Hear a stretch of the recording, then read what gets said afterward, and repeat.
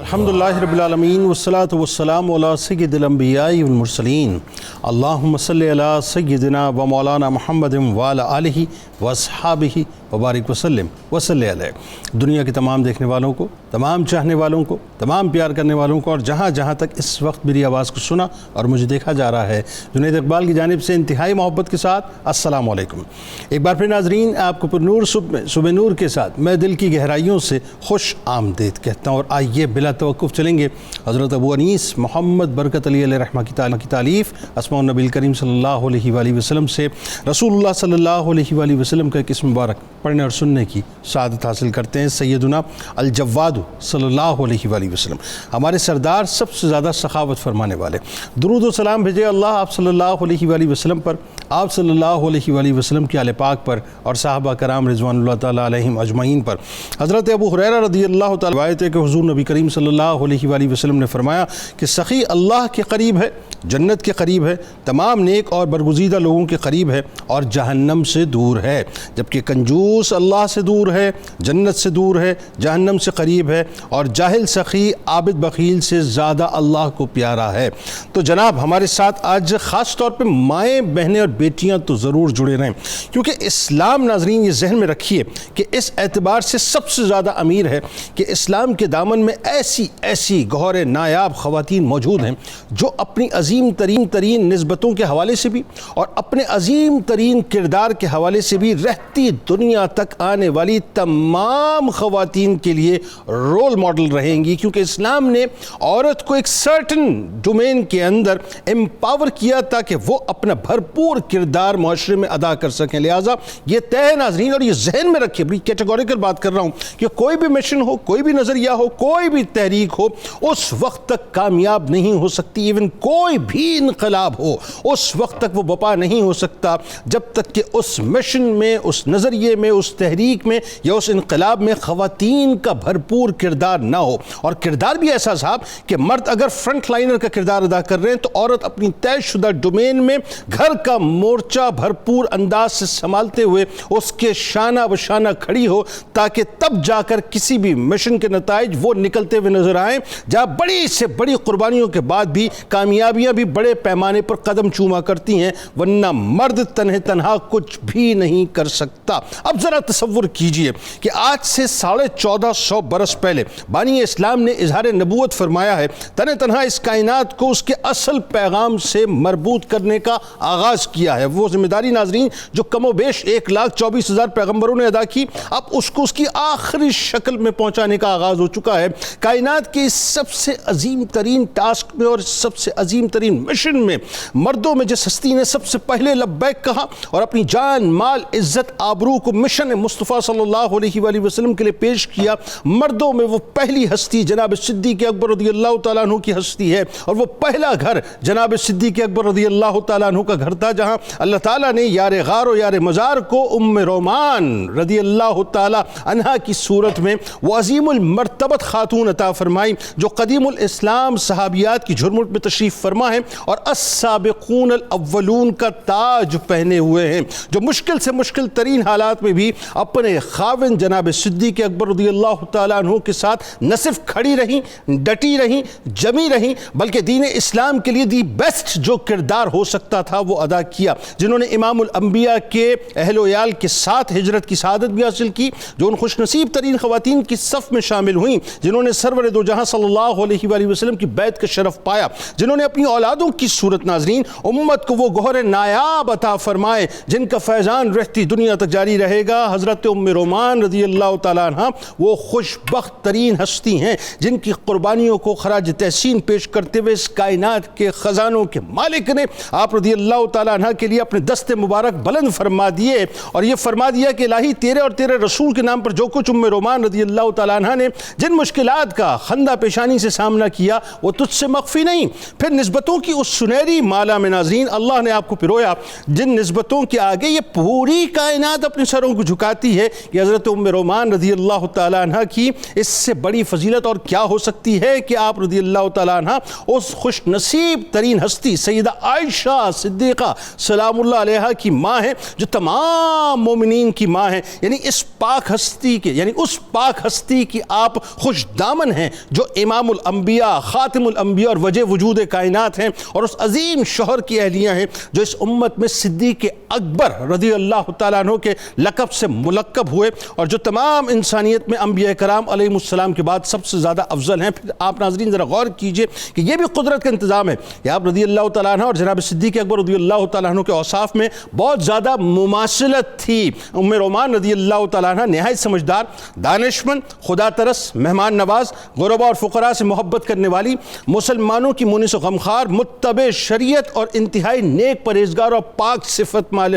خاتون تھیں۔ چونکہ حضرت صدیق اکبر رضی اللہ تعالیٰ عنہ کی سخاوت اور فیاضی ضرب المثل تھی، لہٰذا آپ کا دسترخوان بہت وسیع رہتا تھا، اور یہ وسیع ہونے کی وجہ یہ تھی کہ حضرت ام رومان رضی اللہ تعالیٰ عنہ آپ کے ساتھ شریک رہتی تھی۔ بس آخری جملہ آپ کی فضیلت کے حوالے سے کہ رسول کریم صلی اللہ علیہ وآلہ وسلم نے جن 5 خوش نصیب ہستیوں کو یہ شرف عطا کیا کہ آپ بنفس نفیس ان کی قبروں میں اترے، یعنی اپنی عطاؤں، اپنی رحمتوں، اپنی نور کا جو می ہے اس پر برسایا، ان میں ایک خوش نصیب ہستی حضرت ام رومان رضی اللہ تعالیٰ عنہ بھی ہیں۔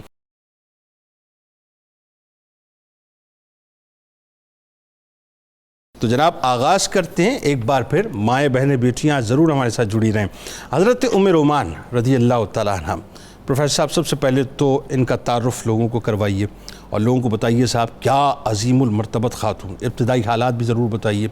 پھر یہ بھی قدرت کی ظاہر ایک بنت ہوتی ہے کہ اللہ تعالیٰ جو ہے ظاہر ہے جس کو جو منصب دینا چاہتا ہے اور پھر جس منصب پہ بٹھا کر اس سے جو کام لینا چاہتا ہے پھر کمپینینز بھی ایسے عطا کرتا ہے، اور کمپینینز میں جو سب سے پہلی شخصیت ہوتی ہے وہ ظاہر بیوی کی ہوتی ہے۔ تو کیسے عقد ہوا صدیق اکبر رضی اللہ تعالیٰ عنہ سے، اور پھر اسلام کی اولین خواتین میں شامل ہونے کا شرف؟ آغاز کیجیے۔ بسم اللہ الرحمن الرحیم، اللہم صلی علی محمد وعلی آل محمد وبارک وسلم۔ بہت شکریہ محترم جنید اقبال صاحب، خوبصورت انداز میں اہل ایمان کی ماؤں، بیٹیوں، بہنوں کو آپ نے جس انداز میں دعوت دی، خدا کرے کہ اتر جائے کسی کے دل میں ہماری اللہ بات۔ کرے، جزاک اللہ۔ آج ہم جس عظیم ہستی کا ذکر کرنے لگے ہیں یہ وہ ہیں کہ جن کے لیے رسول اللہ صلی اللہ علیہ وسلم نے فرمایا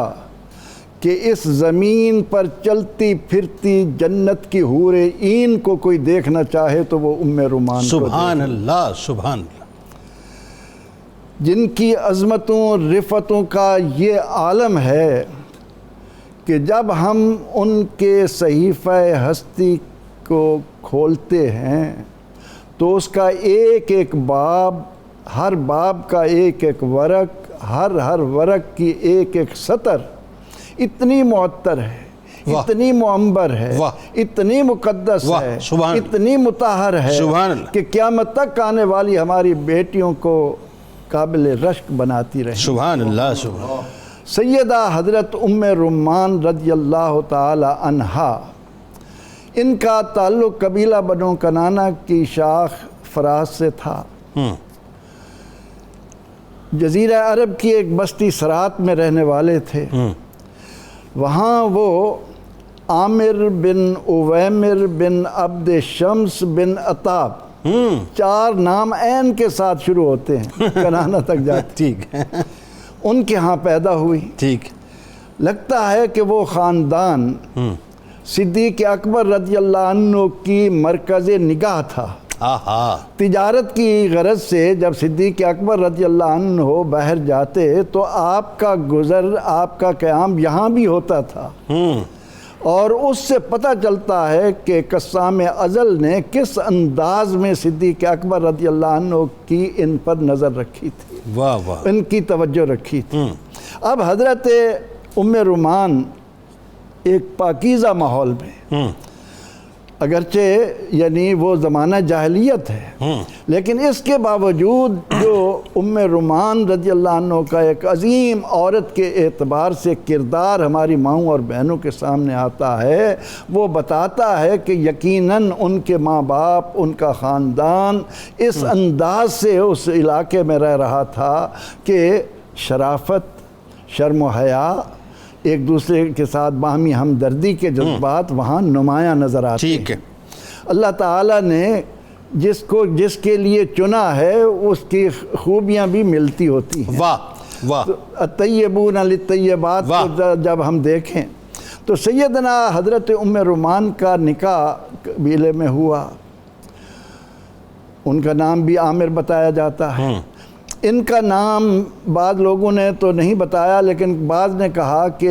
کنیت ام رومان سے شہرت ملی، نام زینب بھی بتایا گیا ہے۔ اچھا، تو وہاں ان کا اپنے عزیزوں میں نکاح بھی ہوا، یعنی آپ اسم بمسمہ بنی بات۔ اسم مسمہ بنی۔ پھر حالات ایسے ہوئے کہ یہ ہجرت کر کے مکہ مکرمہ آ گئے۔ ٹھیک ہے، اب مکہ مکرمہ میں اس وقت یہ طریق تھا کہ اگر کوئی باہر سے آ کر اس بستی میں رہنا چاہے تو کسی کا حلیف بنے۔ اوکے، ٹھیک ہے، تو ان کے شوہر طفیل، عامر طفیل بیٹا ہے ان کا، صدیق اکبر رضی اللہ عنہ کے ساتھ انہوں نے حلف لے لیا، ان کے حلیف بن گئے۔ ٹھیک ہے، اب اسی اثناء میں رب کائنات کا ایک نظام ہے، ٹھیک۔ پہلے شوہر کا انتقال ہوا، اب اس کے بعد ام رومان اپنے بیٹے طفیل کے ساتھ مکہ مکرمہ میں انتہائی یعنی قسم پرسی کی حالت میں آ گئیں، تو سیدنا صدیق اکبر رضی اللہ تعالیٰ عنہ نے ان کے ساتھ نکاح کیا۔ اب اس نکاح میں آنے کے بعد ام رومان کا جو نصیب چمکا ہے، جس نسبت پر نظر ڈالیں،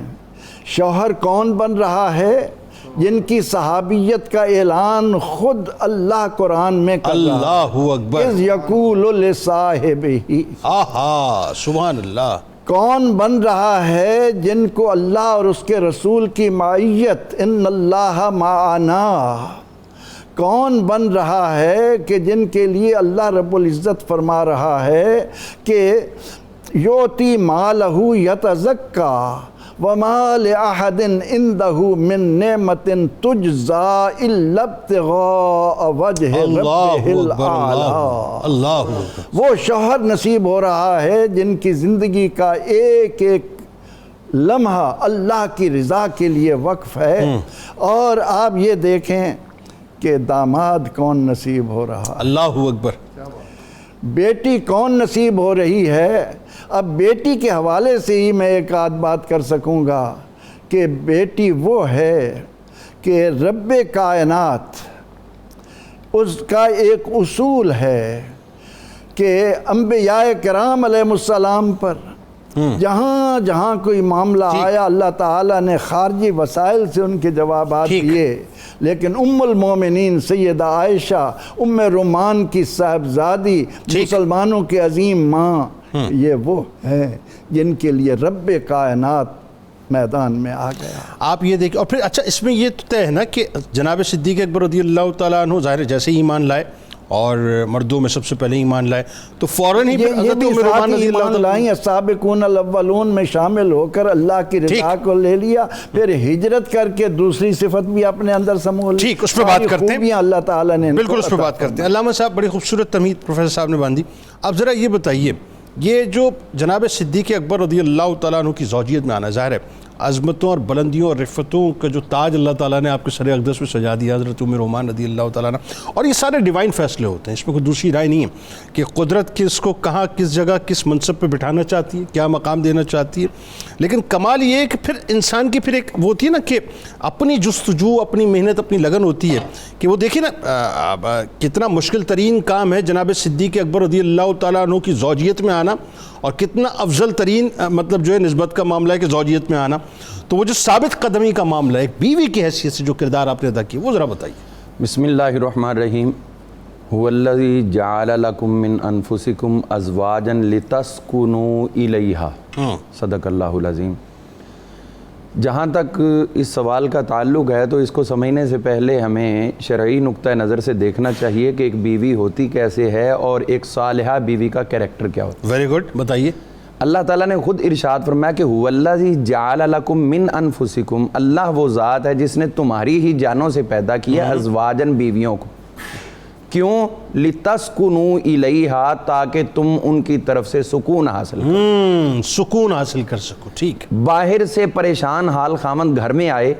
تو بیوی کا کام ہے اس کو سکون دینا، بیوی کا کام ہے اس کی پریشانیوں کو دور کرنا، یعنی یہ وسیع جو ہے وہ اپنا تعلق میں ہے، یہ سکون کا جو ورڈ ہے، ٹھیک ہے۔ تو اب اس کے اندر ہم دیکھتے ہیں کہ خود ام المومنین حضرت خدیجہ الکبریٰ سلام اللہ تعالی علیہا نے یہ رول بخوبی پلے کیا، ٹھیک، آقا کریم علیہ السلام کی خدمت اقدس میں، ٹھیک۔ اور یہی چیز ہم دیکھتے ہیں تو ایک صالحہ بیوی کے حوالے سے حضور صلی اللہ علیہ وسلم نے فرمایا کہ ایک صالحہ عورت کون ہوتی ہے؟ وہ ہوتی ہے اذا رأیتہا، جب تو اس کو دیکھے، سرت کا تو اس کا دیکھنا ہی تجھے خوش کر دے، ہاں ٹھیک، سکون آ جائے۔ اوکے۔ اب اس چیز کو دیکھیے کہ آخری وقت تک یہ تمام جو آیت اور حدیث کی طرف میں جا رہا ہوں، یہ حضرت ام رومان رضی اللہ عنہا آپ کی حیات طیبہ پہ پوری کی پوری ثابت ہو رہی ہیں، بالکل ٹھیک کہ ہے، صدق و وفا اسی کو اس میں کہتے کوئی دوسری رائے نہیں ہے۔ ہیں۔ حضور فرماتے ہیں کہ ایما امرأۃ ماتت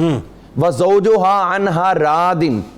جو بھی خاتون اس حال میں دنیا سے جائے کہ اس کا خامند اس سے راضی ہو تو داخلت الجنہ، اللہ اس کے لیے جنت کے دروازے مرنے کے ساتھ ہی کھول دیتا ہے، جیسے چاہے وہ داخل ہو۔ کیا کہنا ہے، یعنی سند انڈورسمنٹ ہے بنیادی طور پر۔ اب اس پہ دیکھیے کہ حضرت ام رومان کے لیے پھر یہ سمجھنا چاہیے کہ دروازے کیسے کھلے ہیں کہ جن کو قبر میں اتارنے کے لیے خود میرے آقا اترے ہوں۔ واہ واہ واہ، تو پھر اس سے اور کیا ثابت ہوگا کہ انہوں نے اپنی زندگی کا جو آخری ایوارڈ حاصل کیا ہے وہ پوری زندگی کی محنت کا نچوڑ ہے۔ بلکہ یوں کہیے نا کہ جن کے لیے جنت کے 8 دروازے کھلے ہوں وہ ان سے راضی ہوں تو ان کے لیے دروازے کس طرح سے کھلیں گے پھر؟ تو اب اس پہ دیکھیے کہ حضرت ابوبکر صدیق رضی اللہ تعالیٰ عنہ، آپ ایک تاجر تھے، دوسرے ممالک میں جانا آنا آپ کا معمول تھا، ٹھیک ہے۔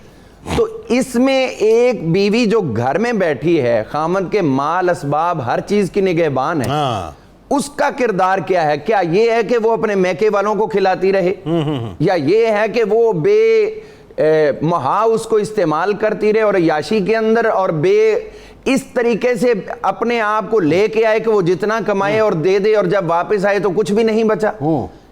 یا یہ رول ہے کہ وہ اس کے مال کی حفاظت کرے؟ تو حضور نے فرمایا جو اچھی خاتون ہے اس کی نشانی یہ ہے کہ اذا غبت عنہا، جب تو اس سے غائب ہو، اس کے پاس نہ ہو، تو اس وقت اس کا کریکٹر یہ ہوگا کہ حافظت کا مالوں کا، وہ تیرے مال کی حفاظت کرے۔ اس میں ایک بات اور جو خاص طور پر سرکار علیہ السلام کی آپ نے حدیث پاک کے بارے میں بتایا، اب آئیے ذرا ہمیں اس طرف لے چلیے کہ میں ذرا تھوڑا ایک تصوراتی طور پہ ایک سوال فلوٹ کرنا چاہ رہا ہوں آپ کو کہ سرکار علیہ السلام نے دین اسلام کی مطلب باقاعدہ اعلان کیا، اب ظاہر اس کی ترویج کا آغاز ہوا، اور پہلے کمپینین مردوں میں جو بن رہے ہیں وہ صدیق اکبر رضی اللہ تعالیٰ عنہ، تو کتنی بڑی ذمہ داری، اور پھر پورے اہل عرب کی طرف سے کتنی بڑی مخالفت ہے، کتنی بڑی دشمنی ہے، سامنے دشمن جو ہے کھڑا ہوا ہے، تو اس موقع پر ظاہر ہے جو کردار صدیق اکبر کا اور ان کی زوجہ کا وہ کتنا مشکل ترین تھا کہ اسلام کی ابتدا میں جو ہے پہلے وہ ساتھیوں میں شامل ہے۔ جی بالکل، جب یہ تو بات ہے کہ جب عروج ہو تو اس وقت تو دوست بہت سے بنتے ہیں، یہ تو دنیا کا ایک اصول ہے، اصل تو ہے کہ جب سٹارٹ لے رہے ہیں تو تب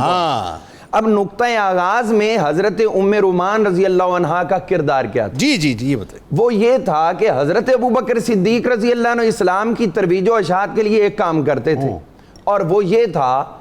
کہ قرآن مجید کی تلاوت بہت کثرت سے فرماتے تھے اور بآواز بلند، تاکہ گزرنے والے سننے والے قرآن پاک کو سنیں اور کسی نہ کسی کے سینے میں نور قرآن کی کوئی ایک رمق بھی پڑ جائے تو اس کی زندگی بدلنے کے لیے کافی ہوگا۔ حضرت ام رومان کا، حضرت ابوبکر صدیق کا طریقہ یہ تھا کہ اکثر آپ مکان کی چھت کے اوپر بیٹھ کے قرآن کی تلاوت فرماتے، واہ، اور حضرت ام رومان کا طریقہ یہ تھا کہ گھر کے اندر بیٹھ کے قرآن پاک کی اونچی آواز میں تلاوت فرماتے۔ سبحان اللہ۔ اب جو خواتین آتی تو آپ ان سے کہتی بھی کچھ دیر بیٹھو میں قرآن پاک پڑھوں، ان کا مقصد یہ ہوتا تھا کہ یہ سنیں اور کچھ نہ کچھ ان کے سینوں پہ اثر ہو جائے، اور یہ آپ کی ایک خاموش تبلیغ تھی خواتین کے اندر، اور یہ آسان نہ تھا، مشکل ترین حالات میں یہ کام ہو رہا ہے، مشکل ترین حالات۔ اور آپ دیکھیے کہ مکہ مکرمہ کے اندر شاید ہی کوئی ایسا فرد ہوگا جو امیر بھی ہو، رئیس بھی ہو، اور اس کے اوپر قبول اسلام کے بعد ظلم نہ کیا گیا. ٹھیک ہے. حضرت ابوبکر صدیق ہے، خواہ عثمان غنی ہے، خواہ عبد الرحمن بن عوف ہے، یہ سب مالدار تھے، لیکن ان کو بھی نہیں بخشا گیا، ان کے اوپر بھی ظلم و ستم کیے گئے. حضرت ام رومان رضی اللہ عنہا، آپ نے حضرت ابوبکر صدیق رضی اللہ تعالیٰ عنہ کا وہ لمحہ جب کفار مکہ نے آپ پہ تشدد کیا تھا بیت اللہ شریف کے اندر، تو جب گھر میں لائے ہیں تو عام ایک خاتون وہ کہتی چھوڑ دو، کس کے پیچھے تم نے اتنی مار کھائی، یہ وہ اس قسم کی باتیں نہیں. حضرت ام رومان رضی اللہ عنہا یہی کیا ہے، اپنے خامد کی اس وقت ایسی تیمارداری کی اور ساتھ میں حضرت ابوبکر صدیق کو عرض کرتی رہی کہ اے میرے پیارے سرتاج، آپ جس کام میں لگے ہیں اسی میں لگے رہیں، گھر سے آپ کو ہمیشہ سکون ہی ملتا رہے. اور اسی چیز کو آپ نے نہ صرف ادا کیا بلکہ اس سے بڑی بات یہ ہے کہ جب حضرت سیدنا ابوبکر صدیق رضی اللہ تعالیٰ ہجرت کا ارادہ فرمائے تو پوری تیاری کروا کے رخصت کرنے والی کون ہے؟ وہ یہی ہے حضرت سیدہ. یعنی اس کا مطلب یہ ہوا کہ ایک عورت کو اپنے نظریے میں اپنے شوہر، اگر وہ نظریہ صحیح ہے شوہر کا اور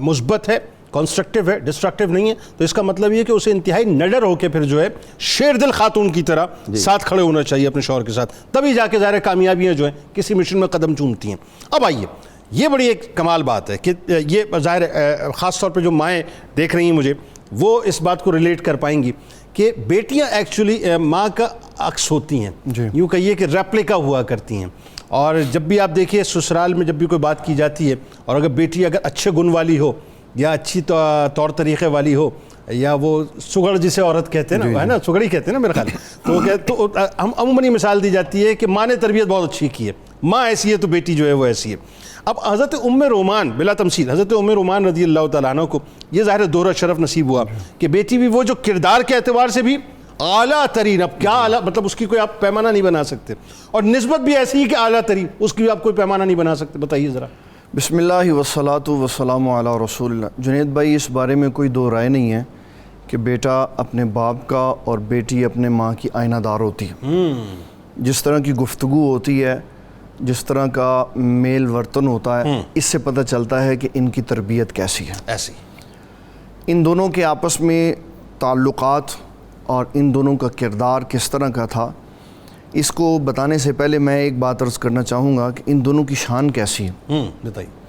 کہ والدہ محترمہ کی شان رسول اللہ بیان کر رہے ہیں اور بیٹی کی شان رب بیان کر رہے ہیں. اللہ اکبر. بھائی کیا اچھا جملہ ہے. دونوں ہی شان والی ہیں. کیا اچھا جملہ ہے. اور پھر ان کی آپس میں مناسبت اور تعلق کیا ہے کہ دونوں ہی غریبوں کی غمخوار ہیں. یہ والدہ محترمہ اصحاب صفہ کو کھانا دیتی ہیں، اور جب وفود آتے ہیں اور نبی صلی اللہ علیہ وسلم ان کے چہروں سے ان کی ذبو حالی دیکھتے ہیں تو آپ پر فرماتے ہیں کہ بات کرنے سے پہلے یہ بتاؤ کہ کھانا کھایا. وہ کہتے ہیں حضور ہم آپ کے آستانہ شریف پر تشریف لے کے گئے تھے، حاضر ہوئے تھے، اور ام المومنین سیدہ عائشہ صدیقہ نے کھانا کھلایا. اللہ. کس طرف سے یہ وصف آیا؟ اپنی والدہ کو دیکھا کہ انہوں نے ہمیشہ غریبوں کو کھانا کھلایا. اور سیدہ عائشہ صدیقہ رضی اللہ تعالیٰ عنہ آپ کو ایک دن ہدیہ میں 1,00,000 درہم آئے تو آپ نے آواز دے کر کہا جس کو چاہیے لے جاؤ. ٹھیک. اور صبح سے لے کے شام تک سارا کھانا سارے درہم تقسیم کر دیے. ایک اور آیا مانگنے والا، اس نے کہا میں بھوکا ہوں، تو آپ نے کھانا بھی اٹھا کے دے دیا. تو جب پوچھا کہ اب آپ افطاری میں کیا کریں گے تو آپ نے فرمایا میں روز ہی کھانا کھاتی ہوں، آج پانی سے افطاری کر لوں. اللہ. تو کس طرح کی کہ ماں اور بیٹی، ان دونوں کے ساتھ اللہ تعالیٰ نے جن افراد کو جوڑا، ماں کے ساتھ والدہ محترمہ کے ساتھ جو فرد ہیں وہ انبیاء کے بعد ساری کائنات میں سب سے افضل ہیں، اور بیٹی کے ساتھ جو شوہر ہیں ان کے اللہ کے بعد اللہ تبارک و تعالیٰ جل جلالہ کے حبیب صلی اللہ علیہ وسلم وہ کائنات میں انبیاء میں سب سے افضل ہے. بے شک. اور پھر نبی صلی اللہ تعالیٰ علیہ وسلم نے حضرت ابو بکر صدیق کو جو کچھ سکھایا، ان کی طرف سے ان کی اہلیہ میں منتقل ہوا، ادھر سے انہوں نے اپنی بیٹی میں منتقل کیا. لوگوں کا بوجھ اٹھانا، پردہ پوشی کرنا، مشکل میں ان کو مال دینا. 2 حدیثیں بخاری کی میں عرض کروں گا، ان کی طرف سے صرف ریفرنس دوں گا ایک جملے کے ساتھ. جی. ایک ہے امام بخاری رحمۃ اللہ تعالیٰ علیہ حضرت سیدنا ابو بکر صدیق کا ذکر کرتے ہیں ابن دغنہ کا، کہ جب آپ ہجرت کر کے نکلے، ہجرت کے لیے مدینہ المنورہ نکلے، اور ابن دغنہ راستے میں ملا. اس نے کہا آپ کدھر جا رہے ہیں؟ کہا میں مکہ چھوڑ کے جا رہا ہوں. ٹھیک ہے. تو کہا کہ آپ کے اندر یہ کمال اور یہ وصف ہے کہ آپ غریبوں کا، کمزوروں کا بوجھ اٹھاتے. یہ ام رومان رضی اللہ تعالیٰ عنہ کے شوہر اور سیدہ عائشہ صدیقہ کے شوہر ہے، جن کی اہلیہ سیدہ خدیجۃ الکبریٰ کہہ رہی ہیں وہ ہے جو غریبوں کا بوجھ اٹھاتے ہیں۔ تو اللہ تعالیٰ نے دونوں ماں بیٹیوں کو وہ کوالٹیاں عطا فرمائی تھیں جو اپنے اپنے شوہروں کی طرف سے ان بیویوں کی طرف منتقل ہوئی تھی، کہ دوسروں کا بوجھ اٹھانا ہے، رحم دلی کرنی ہے، وفا شعاری۔ اس سے بڑی حضور صلی اللہ تعالیٰ علیہ وسلم کی اہلیہ کی وفاداری کیا ہو سکتی ہے کہ آپ کی ازواج مطہرات کو جب آپ یہ فرما دیتے تھے کہ آپ نے ایسا نہیں کرنا تو تا زندگی اس کے اوپر پہرا دیتی تھی۔ اور سیدہ عائشہ صدیقہ رضی اللہ تعالیٰ عنہ، اللہ تعالیٰ کی طرف سے ان کو سلام آتا تھا، اور یہ وہ عظیم خاتون ہے کہ جب یہ رسول اللہ صلی اللہ علیہ وسلم کے آستانہ اقدس میں ہوتی تو حضرت جبرائیل علیہ السلام بھی حاضر خدمت ہو جایا کرتے تھے۔ تو اسلام نے بتایا ان دونوں کا تعلق، ان دونوں کے آپس میں نسبت ان اعلیٰ اخلاق کے ساتھ وابستہ ہے کہ انسان ان کو اسلام کے سنہری حروف میں دیکھتا ہے۔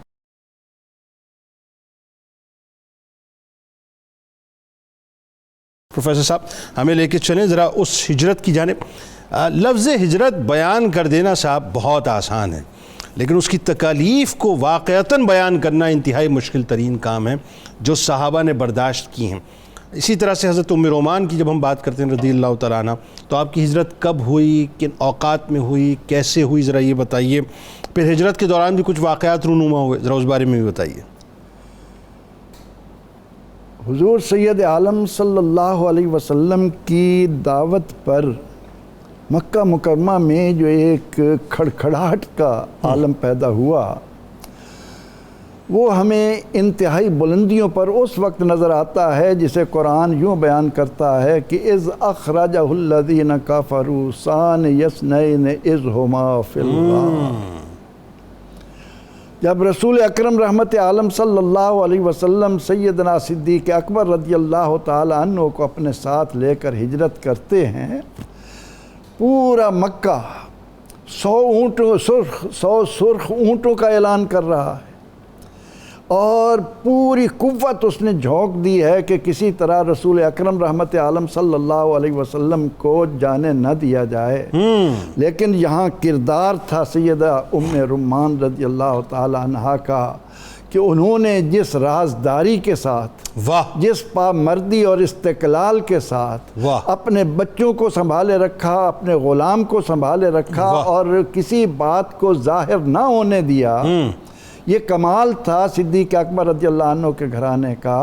اور اس میں کلیدی کردار ام رومان کا ہے کہ حضور نبی اکرم رحمت عالم صلی اللہ علیہ وسلم صدیق اکبر رضی اللہ عنہ کے ہمراہ سراقہ کو انعامات دیتے ہوئے، ام معبد کے گھرانے کو رونق کرتے ہوئے مدینہ منورہ تشریف۔ بلکہ آپ دیکھیں قطع کلام کی معذرت، ابو جہل نے آ کے جب تشدد کیا تھا حضرت اسماء سلام اللہ علیہ، تو آپ دیکھیں نا وہ ام رومان رضی اللہ تعالیٰ عنہ کی تربیت تھی کہ وہ بھی ثابت قدمی سے کھڑی رہی ہیں۔ یہ پورا یعنی عبد الرحمن ابھی مسلمان نہیں ہوئے، غلام گھر کا خادم جو ہے وہ مسلمان نہیں ہے، لیکن جس انداز میں غار حرا میں سامان پہنچایا جا رہا ہے، سارا بکریاں جا رہی ہیں، یہ تمام کی تمام محنت تھی صدیق اکبر رضی اللہ عنہ کے ساتھ ان کی اس رفیقہ حیات کی۔ اب حضور سید عالم صلی اللہ علیہ وسلم تشریف لے گئے اور پورے 7 ماہ ام رومان نے جس انداز میں اپنے گھرانے کو سنبھالا، یہ بڑی اہم بات کر رہے ہیں آپ، جس طرح سے نبی اکرم رحمت عالم صلی اللہ علیہ وسلم کی دلہنیہ کو آپ سے منسوب حمیرہ کو جس انداز میں رکھا اور کسی طرح کی کوئی تکلیف نہیں آنے دی۔ اب ادھر نبی اکرم رحمت عالم صلی اللہ علیہ وسلم نے وہاں 2 حجروں کا انتظام کر لیا، صدیق اکبر رضی اللہ عنہ نے، تو آپ نے زید بن حارثہ اور ابو رافع کو ڈیوٹی دی کہ تم جا کر مستورات کو لے آؤ۔ اب وہ جب آنے لگے تو سیدنا صدیق اکبر رضی اللہ عنہ نے عبداللہ بن عریقط کے ذریعے اپنے بیٹے عبد الرحمن کو پیغام بھیجا کہ تم بھی ان کے ساتھ گھر والوں کو لے کر مدینہ منورہ آ جاؤ۔ یعنی یہ 7 ماہ کا ٹوٹل اسپین ہے کہ جس میں آپ مکہ پاک میں رہی ہیں، 7 ماہ تک سنبھالا ہے بڑی صدیق بات اکبر رضی اللہ عنہ کے بغیر، اور وہاں سارے دشمن موجود ہیں، سارے دشمنوں میں گھرے ہوئے ہیں. ہاں یعنی تنہ تنہ خاتون جو ہیں یہ. آپ یہ دیکھیں کہ رسول اللہ صلی اللہ علیہ وسلم کے ساتھ مشرکین مکہ کی جو دشمنی ہے،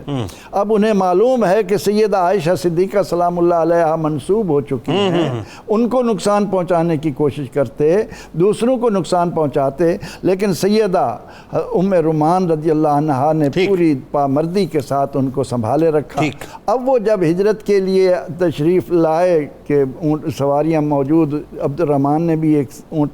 تیار کر دیا، تو یہاں سے ہجرت کے لیے ام رومان تیار ہوتی ہیں. اب جب یہ قافلہ چلتا ہے، اچھا اس میں گھرانہ رسول صلی اللہ علیہ رسول اللہ صلی اللہ علیہ وسلم کا بھی اشارہ ہے اور صدیق اکبر کا بھی. اوکے، جناب سیدہ کائنات بھی اس میں ساتھ ساتھ ہیں. جنید صاحب یہ تو تعلق ایسا ہے کہ رسول اکرم رحمت عالم صلی اللہ علیہ وسلم نے ایک ہاتھ میں صدیق اکبر، ایک میں عمر فاروق رضی اللہ عنہما کا ہاتھ تھام کر ان کو لہراتے ہوئے فرمایا کہ ہا قضا نبعث یوم القیامہ، قیامت کے دن ہم اسی طرح اکٹھے اٹھیں گے. تو جب اللہ نے کہا ان اللہ معنا یا والذین معہو، تو اس معیت کا رنگ ہمیں ہر جگہ نظر آتا ہے. اب آپ یہ جب قافلہ چلا تو ایک قافلے پر ام رومان فرماتی ہیں کہ میں نے ہودج میں ام المومنین سیدہ عائشہ کو، چونکہ رسول اللہ سے منسوب تھیں، بڑی حفاظت کے ساتھ رکھا ہوا تھا. اور وہ جس بات کی طرف آپ نے اشارہ کیا کہ جو واقعات ہوئے، تو ان میں مختصراً یہ ہے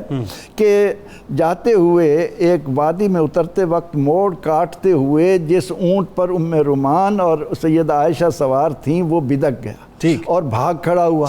اب ام المومنین خود بیان فرماتی ہیں کہ جب یہ کیفیت ہوئی تو میری ماں، اسے اپنی فکر نہیں تھی، چیخ چیخ کر فرما رہی تھی ہے میری بچی، ہے میری بیٹی، میرے آقا علیہ السلام کے دلہن کو کچھ نہ ہو جائے. تو فرماتی ہیں کہ انہیں اپنی ذات سے زیادہ میری فکر تھی، مجھے سنبھال کر رکھتی تھی. اتنے میں عبد الرحمن نے کوشش کی اونٹ کو قابو کر لیا، پھر ہمارا یہ قافلہ چل پڑا. اور اس ہجرت جو ہے ہجرت کی تکالیف برداشت کرتے ہوئے یہ بھی رسول اللہ صلی اللہ علیہ وسلم کی خدمت میں. اچھا اب بات یہ ہے کہ یہ تو ظاہر ایک آپ کا پہلو جو انتہائی اس اعتبار سے مشکل ترین پہلو، یہ کہ وہی بات ہے کہ تاریخ بیان کرتے ہوئے کوئی حق ادا کر ہی نہیں سکتا. یہ کہہ دینا بہت آسان ہے صاحب کہ وہ 7 مہینے کا جو ہے وہ اپنا ایک پورا اسپین بنتا ہے کہ جی آپ سرکار مدینہ صلی اللہ علیہ وسلم جناب صدیق اکبر رضی اللہ تعالیٰ عنہ مدینہ پاک میں موجود ہیں، اور آپ مکہ پاک میں موجود تھیں. بھئی وہاں موجود تھیں جہاں وہ سارے تھے کہ جنہوں نے جینا مطلب جو ہے دوبر کیا ہوا تھا، اور انتہائی مشکل ترین حالات تھے، دشمنوں کے درمیان موجود تھیں.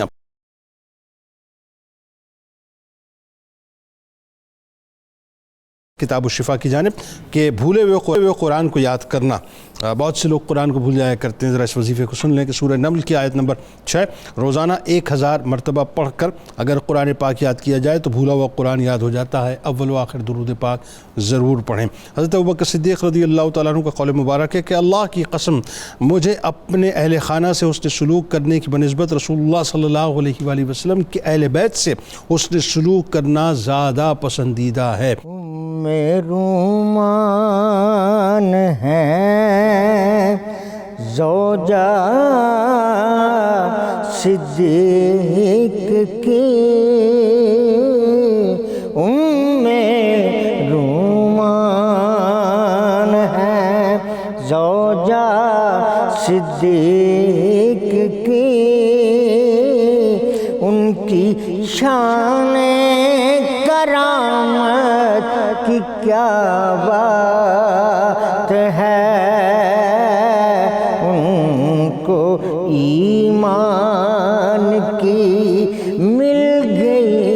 روشنی، ان کو ایمان کی مل گئی روشنی، ان کے شرف و فضیلت کی کیا بات ہے، دین حق کے لیے ہر مصیبت سہی، شکوہ آیا زبان پر نہ لیکن کبھی شکوہ آیا زبان پر نہ لیکن کبھی پیارے آقا سے جن کو دعائیں ملی پیارے آقا سے جن کو دعائیں ملی فیض یاب رسالت کی کیا بات ہے ان کا اونچا خدا نے کیا ہے نشان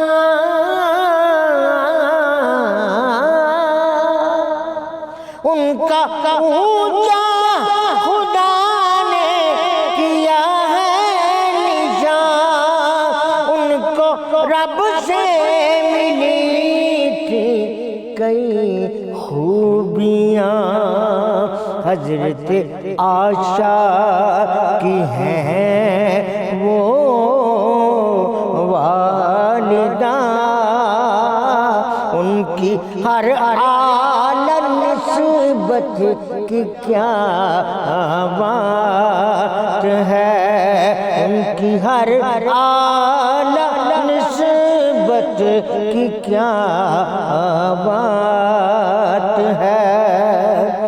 اپنے شوہر کا فرمان جو بھی سنا اس کو مانا عمل اس پہ فوراً کیا اس کو مانا عمل اس پہ فوراً کیا جس کے مرقد کا روشن نبی نے کیا جس کے مرقد کو روشن نبی نے کیا ساجد اس کی سعادت کی کیا بات ہے